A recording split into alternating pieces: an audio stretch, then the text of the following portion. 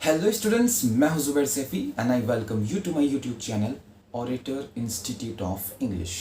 सो आज हम लेकर आए हैं हेनरी फिफ्थ, जो लिखा है विलियम शेक्सपियर ने।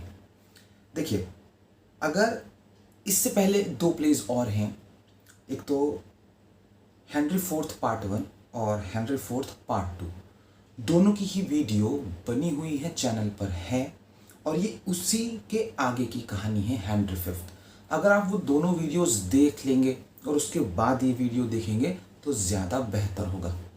ठीक, अगर आप डायरेक्ट इसी वीडियो को देखेंगे तब भी ये प्ले समझ आ जाएगा, ऐसी कोई प्रॉब्लम है नहीं, लेकिन अगर देख लें तो बेहतर है ना। आप बाहुबली सेकंड देखने वाले हैं तो बेहतर होगा ना कि आपने बाहुबली फर्स्ट देखी हो।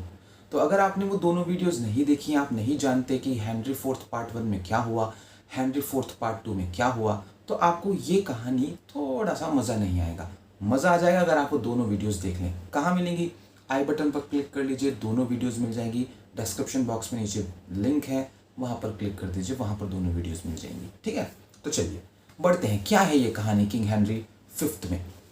किंग हेनरी फोर्थ में किंग हेनरी फोर्थ राजा थे और उसमें उनका एक बेटा था, प्रिंस हॉल उनका नाम था, प्रिंस हेनरी भी बोलते थे उन्हें। बिगड़ैल था, लंदन की गलियों में घूमा करता था, वैश्याओं के पास जाया करता था, प्रोस्टिट्यूशन किया करता था, चोरी चकारी करता था, लोगों को हाईवे पर लूटा करता था, है ना। लेकिन जैसे ही पापा की डेथ हुई, उसने एक वॉर लड़ा, उस वॉर में इज्जत कमाई, पापा की डेथ के बाद राजा बन गया। ठीक, वैसे तो उसने अपने आप को चेंज कर लिया था पूरी तरह से हेनरी फोर्थ पार्ट टू में ही। वो बहुत सीरियस हो गया था, उसने अपने सारे बुरे काम छोड़ दिए थे।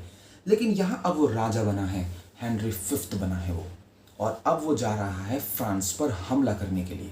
और मैं आपको बता दूं कि हिस्टोरिकली जब आप देखेंगे, जब आप एक्चुअल हिस्ट्री में जाएंगे तो आप पाएंगे कि हेनरी फिफ्थ इतिहास के सबसे महान राजाओं में से एक है। उसने बहुत सारी लड़ाइयाँ जीती हैं, उसने बहुत नाम कमाया है, और वो बहुत सालों तक जनता का फेवरेट रहा है। बस उसी की कहानी है। तो चलिए इस वीडियो को शुरू करते हैं। बहुत मज़ा आएगा आपको इस वीडियो को देखने में, बिल्कुल एक बॉलीवुड मूवी टाइप है। तो मिलते हैं आपसे, चैनल को सब्सक्राइब कर लें और वीडियो को लाइक ज़रूर करिएगा।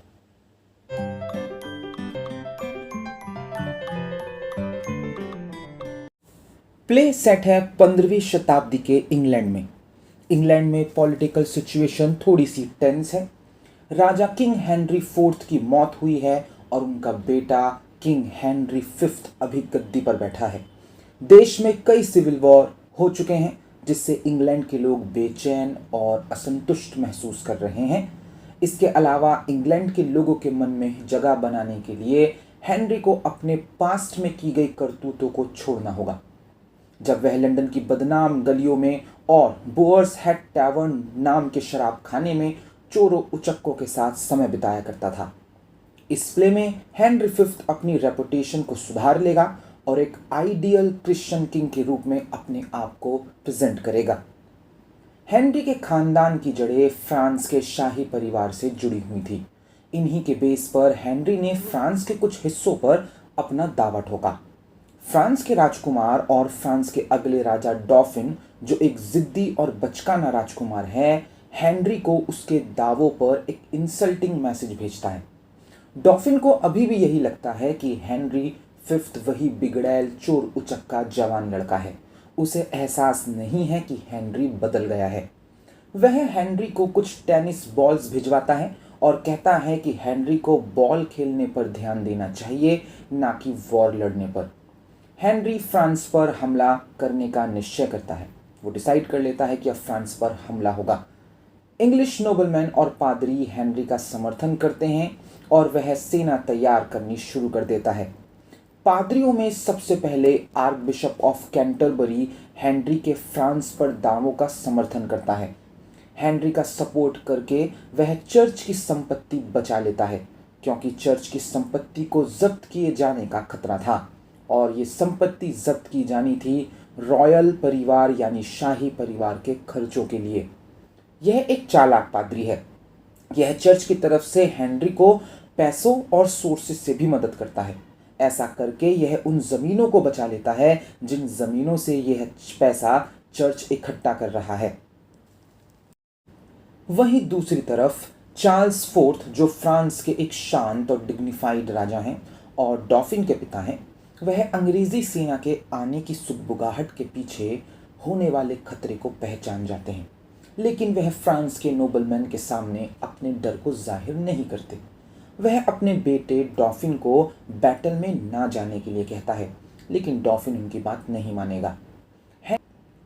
हेनरी का फ्रांस पर हमले का डिसीजन इंग्लैंड के लोगों के मन में एक अलग ही जोश जगा देता है।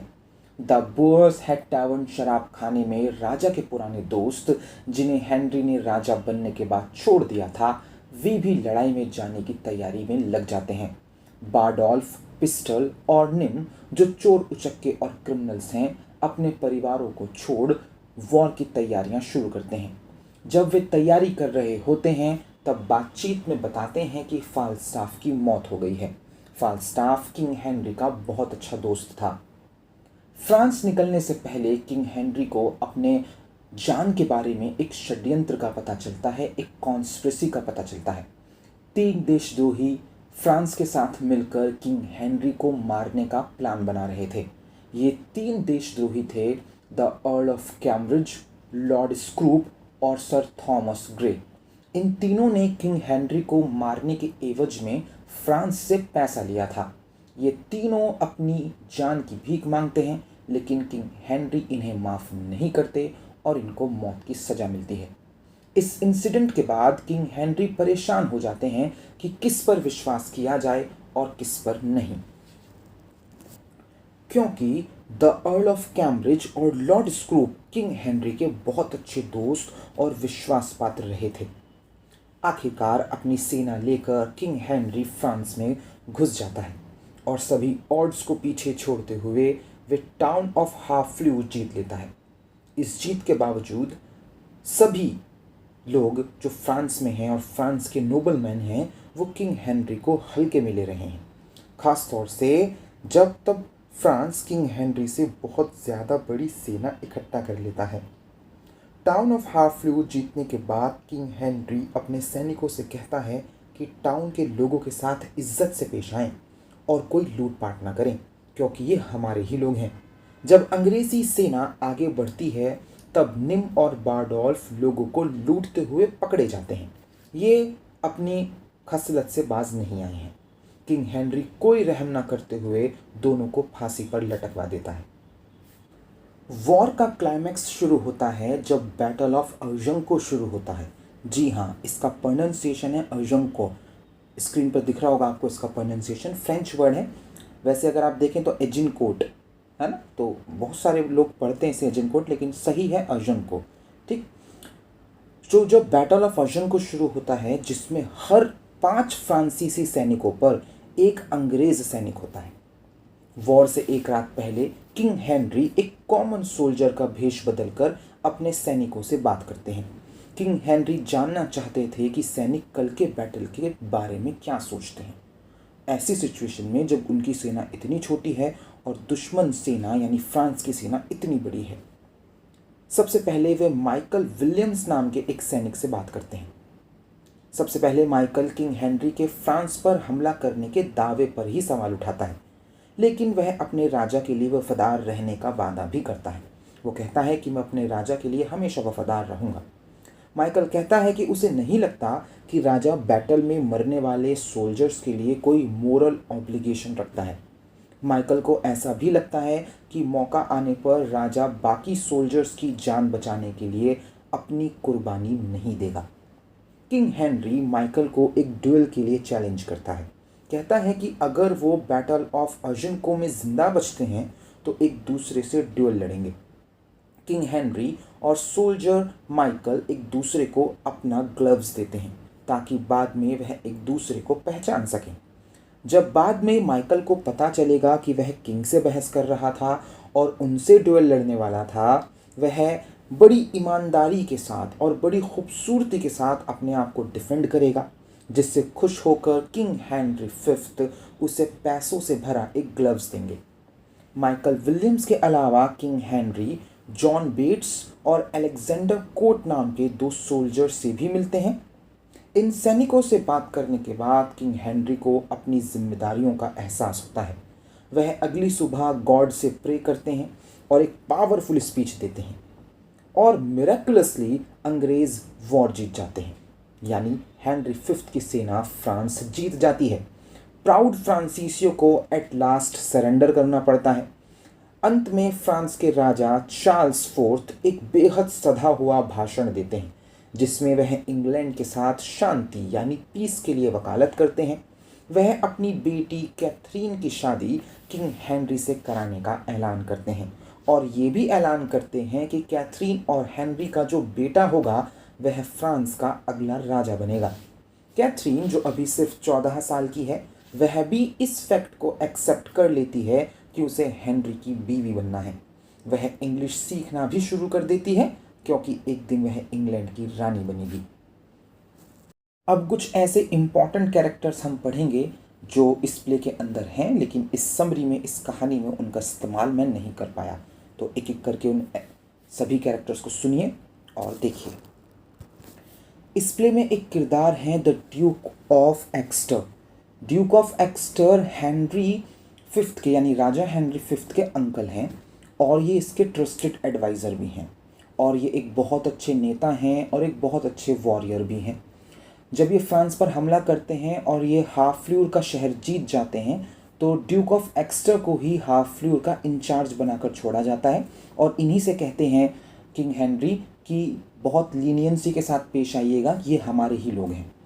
बाद में ये एम्बेसडर भी बनते हैं और मीडिएटर बनते हैं राजा हेनरी फिफ्थ और जो राजा फ्रांस के हैं चार्ल्स फोर्थ उनके बीच में, एक तरीके से संधि कराते हैं दोनों के बीच में। अगला जो किरदार है जो इस प्ले में आया है वो है द ड्यूक ऑफ बेडफोर्ड। ये हेनरी फिफ्थ के भाई हैं, राजा के भाई हैं ये, और ये प्ले में इसलिए हैं ताकि ये समझाया जा सके कि कितना मजबूत पारिवारिक संबंध है इनका, जो फैमिलियल बॉन्ड है वो कितना मजबूत है दोनों भाइयों का। अगर हम एक्चुअल हिस्ट्री की बात करें तो जो ड्यूक ऑफ बेडफोर्ड रहे हैं एक्चुअल हिस्ट्री में वो बैटल ऑफ एजिनको में प्रेजेंट नहीं थे, क्योंकि जब किंग हेनरी फिफ्थ ने हमला किया था फ्रांस पर तो इनको इंग्लैंड की जिम्मेदारी सौंपी थी, लेकिन शेक्सपियर के प्ले में ये बैटल में थे, इन्होंने बैटल लड़ा था। अगला जो किरदार है वो है द ड्यूक ऑफ ग्लॉसेस्टर। ये हेनरी के सबसे छोटे भाई हैं और ये प्ले के ज़्यादातर सीन में प्रेजेंट होते हैं, लेकिन इनकी लाइंस बहुत कम हैं और प्ले में इनका भी वही किरदार है जो इनके दूसरे भाई द ड्यूक ऑफ बेडफोर्ड का है। ये भी इसी वजह से है प्ले में ताकि ये समझाया जा सके कि फैमिली का बॉन्ड कितना मजबूत था इस पूरे परिवार के बीच में और ये भाई एक दूसरे को किस तरह से प्रोटेक्ट और सपोर्ट करते थे। एक किरदार और है इस प्ले के अंदर द ड्यूक ऑफ यॉर्क। ये हेनरी के कज़िन हैं, ये राजा के कज़िन हैं और राजा हेनरी इनसे बहुत प्यार करते थे और जब इनको पता चलता है कि बैटल ऑफ एजिनको में इनकी मौत हो गई है तो राजा रोते हैं इनकी याद में, और उस वक्त और रोते हैं जब इन्हें पता लगता है कि वो अंतिम सांस तक लड़ा, अपनी आखिरी सांस तक लड़ा और राजा के प्रति यानी उनके प्रति लॉयल रहा। एक और किरदार है इस प्ले के अंदर द अर्ल ऑफ वेस्टमॉरलैंड। ये हेनरी के एडमिनिस्ट्रेशन में हैं, उनकी सरकार में हैं, एक तरह से अर्ल हैं, नाम से ही पता चल गया होगा आपको। तो सरकार का हिस्सा हैं और ये शुरुआती सीन्स में है और उन सीन्स में जब हेनरी दावा करते हैं कि फ्रांस मेरा है और मैं फ्रांस को वापस लूँगा तो ये भी उसमें शामिल होते हैं, कहते हैं कि हाँ आपको फ्रांस पर दावा करना चाहिए। इसके अलावा एक किरदार और है इस प्ले के अंदर द अर्ल ऑफ सैलिसबरी।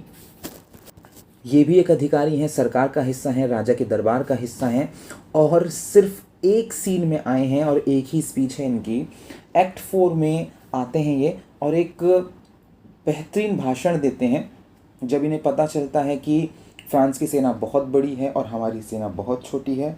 तब ये उस वक्त 6 लाइन की स्पीच देते हैं, बाकी उसके बाद पूरे प्ले में कहीं नहीं दिखते, कोई इनकी लाइन नहीं है। एक और किरदार हैं द अर्ल ऑफ वॉरविक। ये भी अर्ल ऑफ सैलिसबरी की तरह ही है, कोई बहुत इंपॉर्टेंट रोल नहीं है ड्रामा में इनका और कई प्लेज में दिखते हैं ये, लेकिन पूरे प्ले में, एंटायर प्ले में सिर्फ एक लाइन बोली है इन्होंने। एक और किरदार है, ये इंपॉर्टेंट किरदार है इस कहानी के, कैप्टन फ्यूलन नाम है इनका और ये एक वेल्शमैन है जो इंग्लैंड का वेल्श प्रांत है वहाँ से हैं ये और बहुत ज़्यादा लॉयल हैं राजा के और ये क्राउन के लिए अपनी जान तक देने को तैयार हैं। लेकिन इस प्ले के अंदर जितना भी ह्यूमर है, जो कहीं भी किसी भी सीन में आपको हंसी आएगी वो इसी आदमी की वजह से आएगी। इसको ऐसा लगता है कि ये बहुत नॉलेजेबल है, इसको बहुत नॉलेज है, लेकिन ये सारी चीज़ों को मिक्सअप कर देता है। ये किसी भी मुद्दे पर बहस करता है, उस मुद्दे पर भी जिसे इसकी जानकारी नहीं होती। इसके अलावा एक और किरदार इस प्ले के अंदर है कैप्टन गोवर। ये फ्लूलन के दोस्त हैं और ये भी सिर्फ जो ऊपर जो हमने आपको किरदार बताया कैप्टन फ्लूलन, तो जो भी उनकी सनक होती है, जो ये व्यवहार करते हैं, ये उन्हीं के को पूरा करते हैं, एक तरीके से अपने दोस्त के उस सनक को पूरा करते हैं। ये एक अच्छे सोल्जर हैं, ठीक है, और नेचर में अपने दोस्त फ्लूलन से ज़्यादा बेहतर हैं, ठीक है। और ये बहुत जल्दी पहचान जाता है कि जो पिस्टल है वो लड़ने के लिए नहीं आया है, क्योंकि वो लड़ ही नहीं सकता, क्योंकि वो एक कावर्ड है, वो एक कायर। एक किरदार है इसमें द बॉय, यानी नौकर है, एक तरीके से जो नौकरों वाली क्लास होती थी इंग्लैंड में, उसका हिस्सा है। और शेक्सपियर के जितने भी माइनर कैरेक्टर शेक्सपियर ने लिखे हैं उसमें से ज़बरदस्त माइनर कैरेक्टर है द बॉय। और जितने भी दूसरे किरदार हैं उनमें सबसे छोटा है ये, बहुत मतलब बच्चा सही है अभी, लेकिन बहुत अच्छी विट है, इंटेलिजेंट है, और बारडोल्फ, निम और पिस्टल की कावर्डाइज को पहचान जाता है और उनको कंडम भी करता है। जब ये तीनों इसको ये सिखाते हैं कि जेब कैसे काटी जाती है, तो ये धमकी देता है तीनों को कि मैं तुम्हारी सर्विस नहीं करूँगा, ठीक। अनफॉर्चुनेटली ये मर जाता है जब फ्रेंच आर्मी जो है किंग हेनरी की सप्लाई पर आक्रमण करती है, उस पर अटैक करती है, यहाँ जहाँ पर फॉर एग्जांपल जहाँ पर वेपन्स वगैरह रखे रहते हैं, तो फ्रांस वहाँ पर हमला करता है। तो ये वहाँ पर होता है बेचारा उस वक्त, और ये उस वक्त मारा जाता है बैटल ऑफ एजिनको के ही दौरान। इसके अलावा एक और किरदार है हॉस्टेस क्विकली, जो पीछे के प्लेज पढ़े हुए हैं king Henry fourth part 1 part 2, वो जानते हैं इस किरदार को। ये एक सिंपल अनएजुकेटेड वुमेन है जिसने पिस्टल से शादी कर ली है, लेकिन सब जानते हैं कि हेनरी फोर्थ पार्ट 1 पार्ट 2 से ही ये सर जॉन फाल्स्टाफ को बहुत पसंद करती थी, उनसे शादी भी करना चाहती थी, और इनकी मौत हो जाती है प्ले में सिफिलिस नाम की एक बीमारी से। इसके अलावा एक और किरदार है इसमें जो काफ़ी इम्पोर्टेंस रखता है, और वो है the constable of France. Constable of France एक तरीके से मान लीजिए फ्रांस का सेनापति, ये ऑफिशियल कमांडर इन चीफ है फ्रांस की फोर्सेस का, और बहुत कैपेबल आदमी है, बहुत ही ज़्यादा साहसी है, वीर है, अच्छा वॉरियर है, लेकिन ये भी हल्के में आंकता है किंग हेनरी फिफ्थ को। इसे भी ऐसा लगता है कि ये तो बच्चा है, लंदन की गलियों में अभी बदतमीजियाँ करता फिर रहा था, हमसे लड़ने आ गया है, और इसको बहुत बुरी तरह से हराते हैं किंग हेनरी फिफ्थ। अब 3 किरदार हैं ये, एक से तीनों फ्रेंच नोबलमैन हैं, यानी फ्रांस के दरबार का हिस्सा हैं। एक हैं द ड्यूक ऑफ बर्गंडी, ये भी एक पावरफुल फ्रेंच नोबलमैन हैं और ऑफिशियल्स हैं, कोर्ट के दरबार के अधिकारी हैं। और जब लास्ट में ट्रीटी होती है, संधि होती है फ्रांस और इंग्लैंड के बीच में, उस संधि में ये बहुत अहम भूमिका निभाते हैं, बल्कि ड्राफ्ट करते हैं उस संधि को, यही लिखते हैं उसे, और वहाँ पर ये एक अच्छा भाषण भी देते हैं और बताते हैं कि पीस के क्या क्या वर्च्यूज़ हैं, पीस क्यों ज़रूरी है इस दुनिया में।